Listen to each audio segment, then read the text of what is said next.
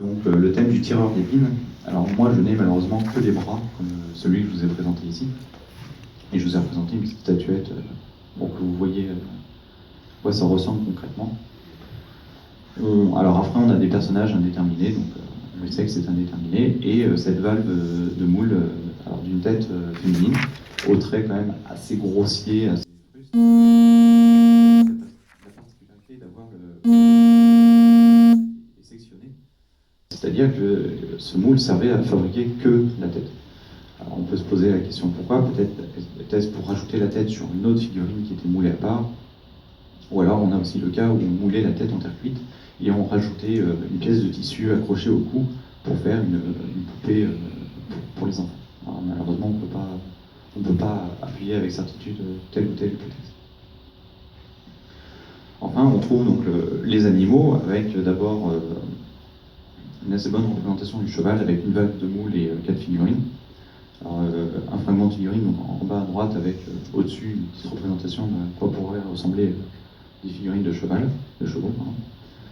On a 3 valves de moule de taureau. Donc là, je vous ai présenté une valve en vue éclatée, c'est-à-dire que les fragments n'ont pas été recollés, mais ils appartiennent bien à la même valve. Et on a aussi une toute petite figurine de chien. Alors c'est un chien allongé. Malheureusement, on n'a plus la tête.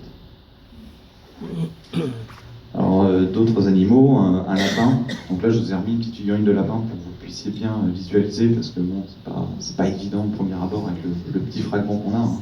Ça fait 3 cm de long. Hein. Et on a aussi donc 2 poules et 3 pigeons. Donc là je vous ai mis les fragments les plus représentatifs. Alors c'est des figurines qui sont assez petites. Hein. Là pour la poule on est sur 2 cm de haut.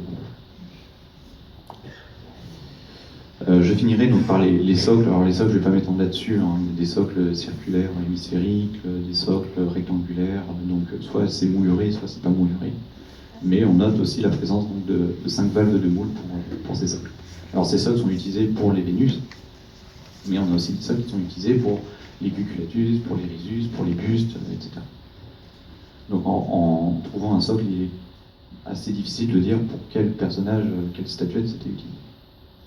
Donc en dessous, les oscillants. Alors c'est les 2 fragments de gauche. Alors celui tout à gauche, le décor est assez indéterminé. On a cette présence sur la droite du fragment d'une partie d'un arc. Peut-être une scène de chasse, on ne peut pas le dire. Et pour le fragment du milieu, je laisse fonctionner votre imagination, puisque c'est un fragment d'oscillum assez érotique. Alors le fragment de droite est un peu particulier, puisqu'il présente un décor moulé qui se rapproche plus de l'esthétique qu'on peut avoir sur des sigillés notamment. Et après, l'objet n'est pas très régulier. On aurait vu plus une boulette de terre qu'on a écrasée pour faire des tests de motifs, peut-être. C'est assez beau, mais malheureusement, on ne peut pas en dire grand-chose à l'heure actuelle. Alors, dans ce corpus, des signatures ont pu être identifiées. Alors, on a 16 signatures qui sont réparties en 3 catégories, donc des estampilles, des signatures manuscrites et des marques. Les marques sont très souvent manuscrites. Hein.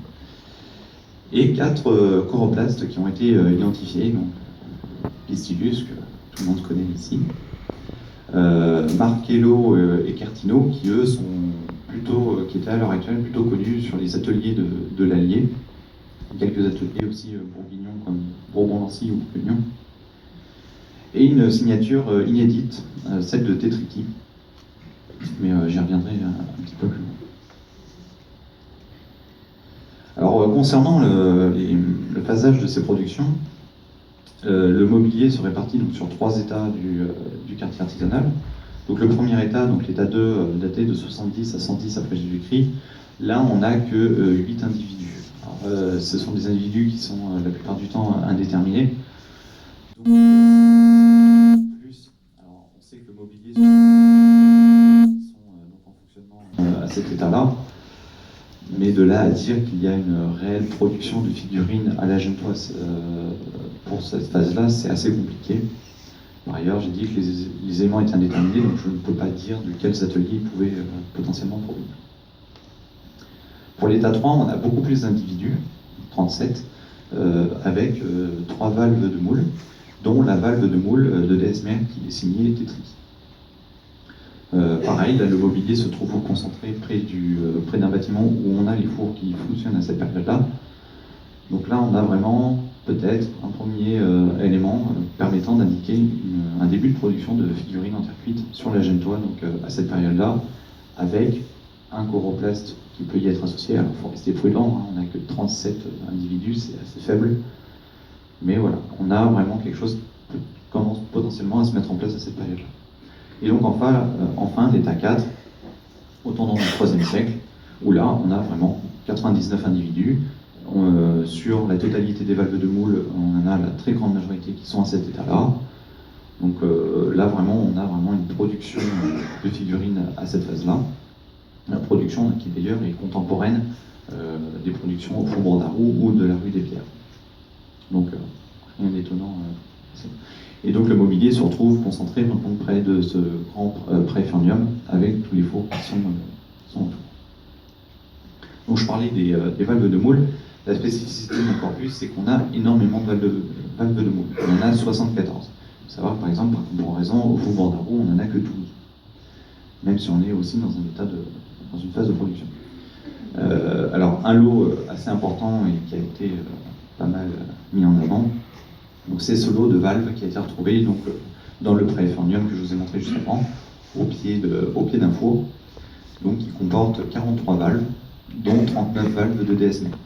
Et les 39 valves se répartissent en 19 valves antérieures et postérieures, donc qui permettent de restituer 19 moules de DSM. Alors malheureusement, il est assez difficile d'associer le dos et la face, puisque les valves sont fabriquées indépendamment l'une de l'autre. Donc ça ne recolle pas par simple apposition, et puis certaines valves, c'est des véritables mythes. Donc là, je vous ai présenté sur l'image à droite les 3 valves du haut, notamment, sont des valves issues de ce corpus, ainsi que la valve du buste d'enfant. Alors quand on regarde un peu les quantités au niveau des valves, on se rend compte que sur le quartier artisanal, on a énormément de valves de DSMR, mais très peu de figurines de DSMR. À l'inverse, on a beaucoup de statuettes de Vénus, mais très peu de valves de Vénus. Donc ça pose quelques questions, et notamment on s'interroge à l'heure actuelle si on n'a pas un quartier qui va être plus spécialisé dans la fabrication de moules de figurines. On a dans ce corpus, dans ce lot notamment, les 3 signatures, Marcello, Cartino et Pistinus. Donc il est impossible de dire ce lot de moules appartenait à tel potier, l'atelier appartenait à tel potier, sachant qu'on a aussi donc, les signatures de Marcello et Cartino qui sont plus connues dans l'Allier, qui sont un peu inédites pour autant à l'heure actuelle. Donc ça pose vraiment la question des influences des modèles, l'influence des choroplastes entre eux, des ateliers entre eux, et la question après de savoir si, par exemple, la Gentois n'a pas pu produire des moules qui ont après pu être vendus entre les choroplastes eux-mêmes ou entre les ateliers. Ça restera à définir avec des études un peu plus poussées, évidemment, je ne peux pas y répondre. Alors le grand intérêt de ce corpus a été aussi de mettre en place une nouvelle méthode d'étude, donc à l'aide de modèles numériques en 3 dimensions. Alors une partie du corpus a été numérisée à l'aide d'un scanner 3D détenu par la MSHE Ledoux de Besançon. Donc là je vous ai présenté quelques vues de ces modèles 3D, donc une des valves de moule et puis une figurine. Alors il faut savoir que la figurine était en 3 fragments, donc aussi un des intérêts des modèles numériques, c'est qu'on peut faire des remontages sans avoir à mettre de la colle sur le mobilier. Le grand intérêt aussi, c'est que ce sont des modèles qui peuvent être échangés au sein de la communauté scientifique sans avoir à bouger les objets archéologiques en eux-mêmes. Et on peut manipuler ces objets donc, numériquement, ce qui limite les dégradations, et on peut aussi faire des analyses beaucoup plus complexes que ne permettent pas les objets archéologiques en eux-mêmes. Alors, je vais commencer à vous parler brièvement, hein, ce sont des premiers tests et des premiers essais de travail sur les figurines et les analyses.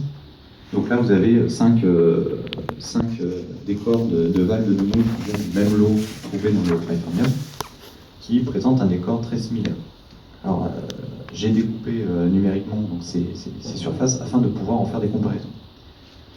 Donc on utilise une des surfaces comme une surface de référence et on va y apposer une autre surface et on va faire une comparaison de distance entre les points de la surface de référence et la surface qu'on veut comparer. on va obtenir donc ce que vous avez en bas à droite, des modèles colorés, où les différences positives et négatives vont être représentées par des couleurs. Donc en bleu, ce sont les positives négatives, les différences négatives, et en rouge, les différences positives. Donc là, par exemple, pour la planche que je vous ai présentée, j'ai utilisé comme référence la surface 13, 14, 9, et j'ai comparé à chaque fois 13, 14, 10, 17, 27 et 32. Alors là, à première vue, on a quand même pas mal de... Alors, on a des similitudes avec la 10 et la 17, mais vous voyez que la 27, on commence à avoir pas mal de différences positives et négatives un peu partout, dans tous les sens. Donc, bon, a priori, il y a quand même des différences qui existent. Après, c'est des différences qui sont de l'ordre de 0,3, 0,4, 0,7 mm. Donc, c'est vraiment très faible. Bon, après, j'ai continué le processus en utilisant chacune des phases de référence. Alors, il y en a qui sont des miroirs, évidemment. Alors, pour l'instant, hein, ce sont vraiment je tiens à préciser, des tests qui sont en cours de réalisation. On peut commencer à émettre quelques hypothèses. Donc, par exemple, que la valve 9 et 10 ont été réalisées à partir d'une figurine qui semble unique, hein, d'une même figurine.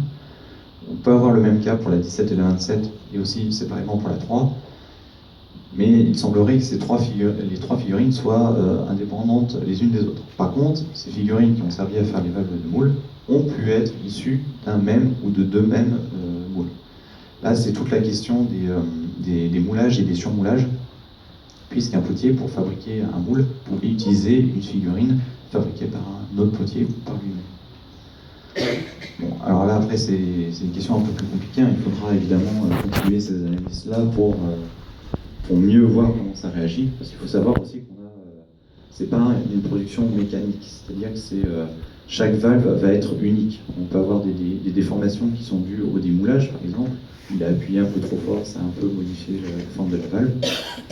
Et après, on a évidemment les dégradations dues à l'utilisation, à l'usure due à l'utilisation, mais aussi les dégradations dues au temps. Hein. Ces objets ont quasiment 2000 ans.